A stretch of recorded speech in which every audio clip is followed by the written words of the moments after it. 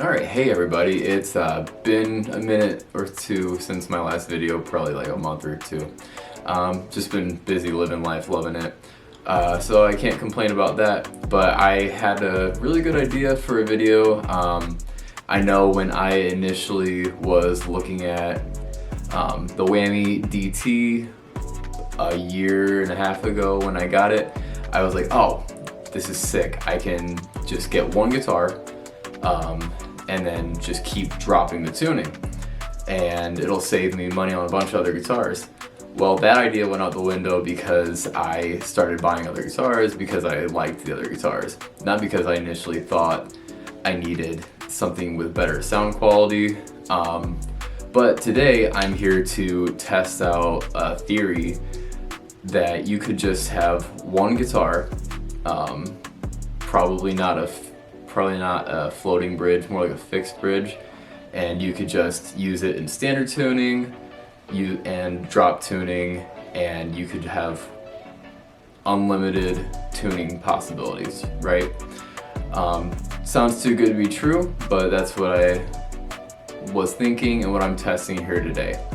So what we're going to do to keep this video short, simple, and somewhat scientific, I'm going to play a riff into a loop station so that my playing is consistent, even if it's consistently not great, and then it's going to go straight into the Whammy DT, straight into my interface.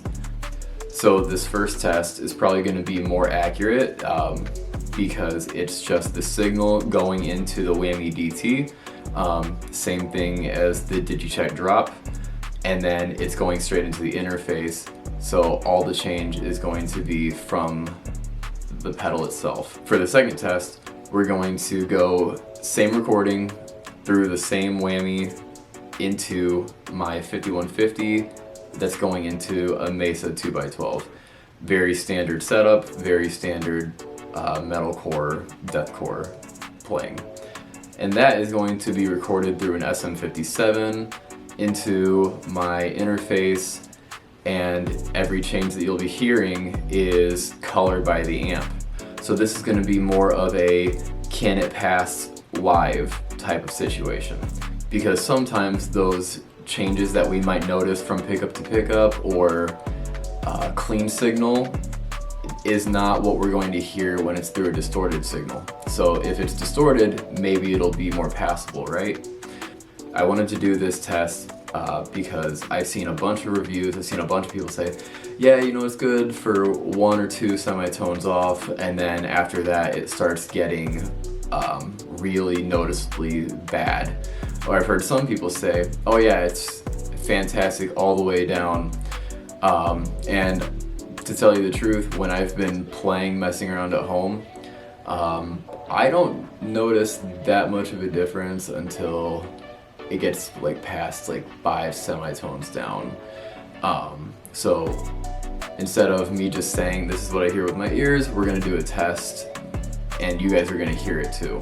So let me know what you think in the comments and tell me, do you think these tones are passable? Do you think you do need different guitars and different tunings? Or do you think I'm just a terrible player and an idiot? Doesn't matter.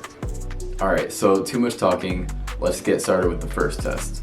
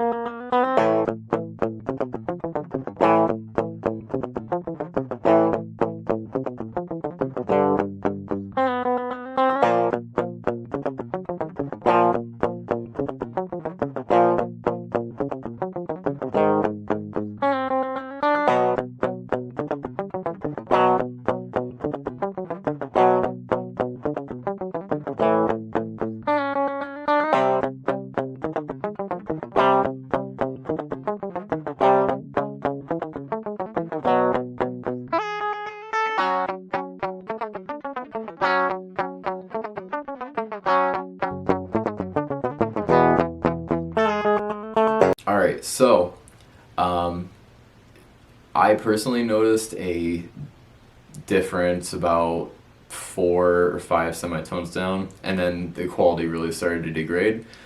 But let's see if we put it into a distorted amp, see if we get those same results or if it passes.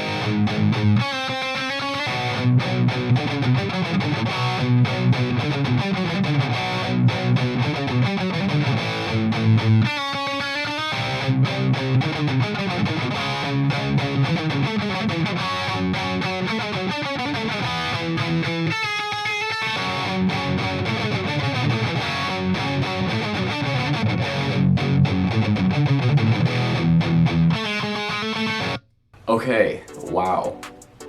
It got pretty shitty at the end. Really, totally unpassable tones here. I did not expect it to be that bad, but you know, here we are. So, moral of the story, you can't take a guitar in E standard and use a Whammy or Digitech drop pedal to go down a whole octave.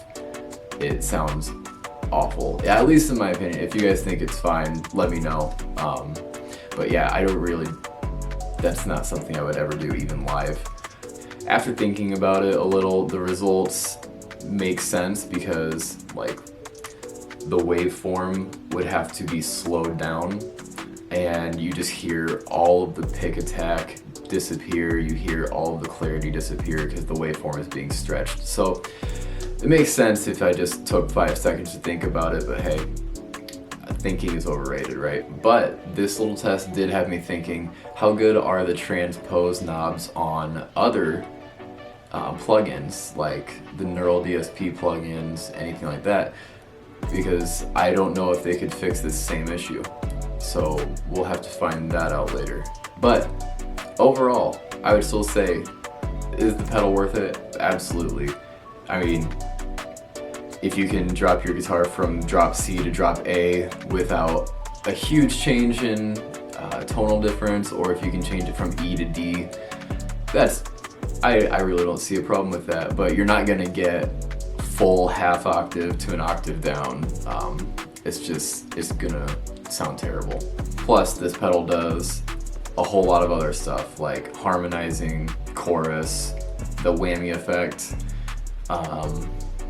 all that. So, is the Whammy DT / Digitech drop as good or as bad as some people say? Let me know in the comments down below.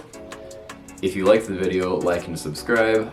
I'll hopefully be doing some other tests to make sure that you guys spend your money on what it needs to be spent on, because I want to do that for myself too, and anything I can do helps. I'll see you guys later.